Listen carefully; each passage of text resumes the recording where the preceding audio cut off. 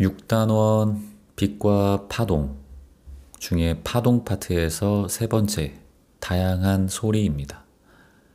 이 단원을 배우면 소리의 특징을 진폭, 진동수, 파형으로 설명할 수 있다고 합니다. 다양한 소리는 각각 어떤 특성이 있을까? 우리는 생활하면서 큰 소리와 작은 소리, 높은 소리와 낮은 소리, 맑은 소리와 둔탁한 소리 등 다양한 소리를 듣는다. 다음 탐구로 소리 분석 프로그램을 이용하여 이러한 소리의 차이를 알아보자. 탐구활동 생략하고 활동 도우미 우측에 읽어보겠습니다. 소리 파동을 확인하는 방법. 스마트 기기 화면에 나타난 파동 모습은 반복하여 비슷한 세기를 만들 수 있을 때 확인하도록 한다. 소리 파동을 그리는 방법. 스마트 기기에 나타난 파동 모습을 단순화하여 그리거나 출력하여 붙여도 좋다. 소리가 횡파로 보이는 까닭. 소리는 종파이지만 소리 분석 프로그램이 횡파의 형태로 나타낸 것이다. 소리의 특징은 무엇에 따라 달라질까? 연주용 종을 세게 흔들 때와 약하게 흔들 때 나는 소리의 파동 모습을 비교하면 큰 소리가 날 때에는 진폭이 크고 작은 소리가 날 때에는 진폭이 작다. 이처럼 소리의 세기는 파동의 진폭에 따라 달라진다. 음악을 연주할 때에는 악기를 두드리는 세기를 달리하여 소리의 세기를 조절한다. 자, 그림과 같이 소리의 세기, 진폭이 클수록 큰 소리이다. 작은 소리는 진폭이 작죠. 꽹과리 그림이 나와 있는데 같은 꽹과리를 세게 치면 큰 소리가 나고 약하게 치면 작은 소리가 난다라는 당연한 이야기.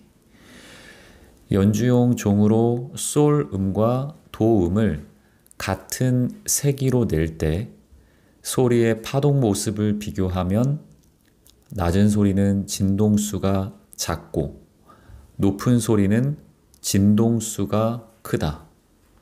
아까는 진폭이고 이번엔 진동수입니다.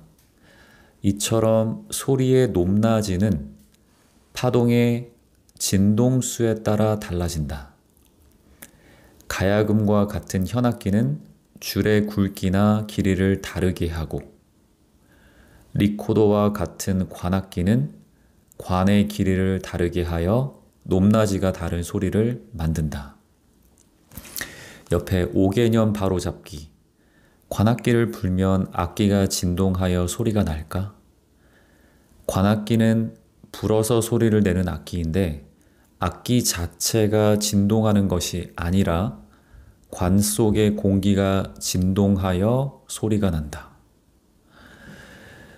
밑에 가야금 그림이 나와 있죠. 가야금은 짧은 줄을 튕기면 높은 소리가 나고 긴 줄을 튕기면 낮은 소리가 난다고 합니다.